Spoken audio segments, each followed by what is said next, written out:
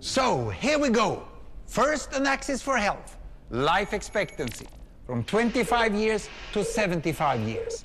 And down here, an axis for wealth, income per person, $400,000, $4,000, and $40,000. So down here is poor and sick, and up here is rich and healthy. Now, I'm going to show you the world 200 years ago, in 1810. Here come all the countries. Europe brown, Asia red, Middle East green, Africa south of Sahara blue, and the Americas yellow. And the size of the country bubbles show the size of the population. And in 1810, it was pretty crowded down there, wasn't it? All countries were sick and poor. Life expectancy were below 40 in all countries. And only UK and the Netherlands were slightly better off, but not much. And now, why start the world?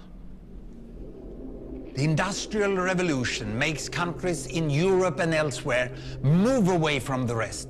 But the colonized countries in Asia and Africa, they are stuck down there.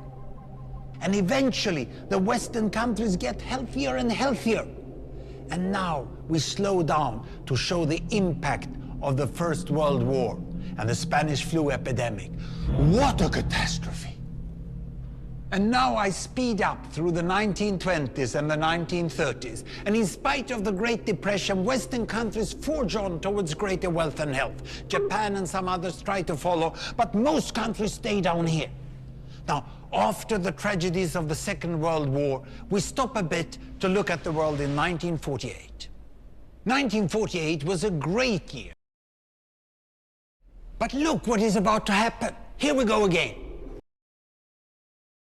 In my lifetime, former colonies gained independence, and then finally they started to get healthier and healthier and healthier. And in the 1970s, then countries in Asia and Latin America started to catch up with the Western countries. They became the emerging economies. Some in Africa follows. Some Africans were stuck in civil war and others hit by HIV. And now we can see the world today in the most up-to-date statistics.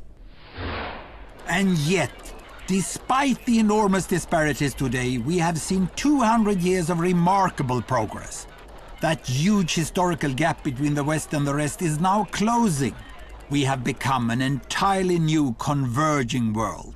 And I see a clear trend into the future. With aid, trade, green technology and peace, it's fully possible that everyone can make it to the healthy, wealthy corner.